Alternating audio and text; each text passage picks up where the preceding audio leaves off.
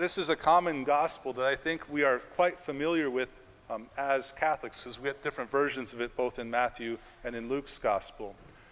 One way that this gospel is commonly interpreted and commonly used, and it's one that I used for myself in my own vocational journey, in my discernment to become an Augustinian friar, and my discernment to be ordained as a Catholic priest, this gospel, this parable, was very powerful for me. If God is entrusting this call to me to be an Augustinian, to be a Catholic priest, for me that's kind of like the 5 talents kind of thing, and so I have to respond, otherwise I'm not using the fullness of my talents and what God is calling me to. So this was something that in my personal prayer life that I applied to in my vocational calling, and perhaps you have as well, as you kind of discern where to go with your life, with your career, what you might be called to do, whatever that might be. This is often commonly how we interpret the gospel, and there's nothing wrong with that. I do, though, want to avoid completely discounting the servant who received 2 and the servant who received 1. I think usually we deal with the 5, and we try and apply how that 5 might be in our lives. But what's also important for us to consider is that the master in this parable entrusts to the one with 2, 2, and the one with 1, 1. And I think also in different ways, we each receive the 5, the 2, the 1 within our lives. These 3 servants, I think we can kind of combine into one, so as to say, yes, we might have a main calling, a main vocational journey, a main gift that we have and that we're entrusted with. But I would also propose that there are also medium and even small things that we're entrusted with along that path.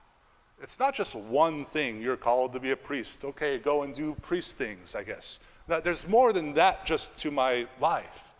And so I think it might be good for us to consider the small things that the Lord entrusts us with, these gifted opportunities that we have. And I think sometimes they present themselves to us in interesting ways. You might get the thought that just pops in your head, I should call so-and-so, whether it's a friend, a family member who lives far off. I think that's sort of a prompting from our conscience, which is connected to God, that maybe we ought to pick up the phone and call that person and check in on them, or maybe check in on an elderly neighbor or someone who's around us. Sometimes we get these promptings. But that's not a life-changing thing necessarily for us, but to the person who receives that charity, that love, that service that we offer to another, it might mean a great deal to them. Perhaps this has happened in your life where someone has done a small thing to go out of their way, which to you may have meant a lot. Recently, one of the students at Saints, we did a retreat where they write letters to each other, letters of thank you, and I got one of these letters from one of the Saintsmen, and he thanked me for something that happened when he was on his shadow day as an 8th grader, something that basically I'd completely forgotten about. And all it was he was shadowing his brother that day at the school, and his brother was seated in the front row of my classroom. And just to make fun and be playful, I told the little brother, I say, if your older brother is acting up, let me know and I'll give him a detention. So just tell me, no problem. And I didn't give anyone a detention, but for whatever reason, that memory has stuck with him, that now he's a senior and he's writing me a letter sharing that memory with me. For me, not a big deal at all. I went around with my day. I've gone on the last 4 years of my life perfectly fine. But for this 8th grader at the time, that was something big that stuck out for him. It's just one little thing that popped in my mind. Well, here's 2 brothers. Let's be playful with them. Let's make this enjoyable. And for me, that's like one little talent that I gave to the boy. But for him, it was full richness for probably a kid kind of scared on a shadow day at Saints, even following his brother around.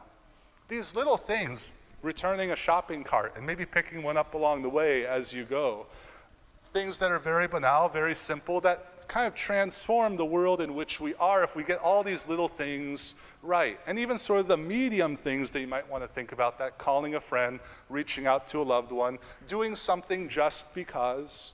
Sometimes the boys at Saints will share that they struggle with a younger sibling who's annoying them. That's what younger siblings do. They're not going to change and be less annoying. And usually what I say is sort of to counterbalance that, take them out for ice cream. Do something fun with them. Go to the movies. Do something. So they're not going to stop being annoying, but at least you'll have other memories and other things that you have with them to sort of balance out that relationship. And eventually they grow up and become somewhat less annoying to you. But do think about the ways in which we are called. Yes, the 5 talents, vocation, big, what am I doing with my life? That's important, and I don't want to discount that.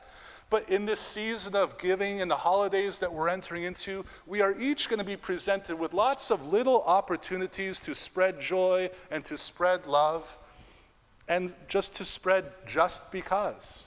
That's perfectly okay. And to consider the gifts that you have and that you are entrusted with, it might be simple little things. There was a woman when I was at the novitiate in Wisconsin, 1 year of retreat and study and formation. She was a woman at the parish there. Her name was Monica. And there were 10 of us novices, and she knitted us all green and yellow mittens for the Wisconsin winter. And, this is what she just knit, and she liked to do things. And she told us, she said, I want you boys to know 2 things. I don't want you cold, and this is Packer country. Well, that's what she did. That's a little thing that she did. And she gave them to us, and I still have those mittens today. I don't need them here in San Diego, but I have them. And that's just a little piece of love that she gave to us. And it's just a simple gesture. Sometimes those simple little things that to us, to the giver, doesn't seem like a big deal, to the receiver might be everything that day, especially if they're down or depressed or whatever it might be that they are struggling with or going through. And so today in our prayer life, I offer you just the challenge. Yes, we deal with the 5 talents, the big picture stuff in our lives, but don't let that discount also the importance of the second and the first. Because the second and the first, each of them are given by the Master as well. They are purposeful, they are intentioned.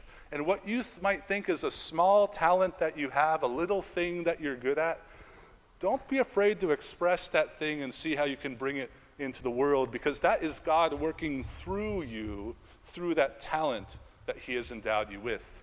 And so as we prepare to give thanks as a nation on this Thanksgiving, we thank God for the many gifts which he has blessed us with, both materially and spiritually, and we are reminded of our call to share those gifts with others as well.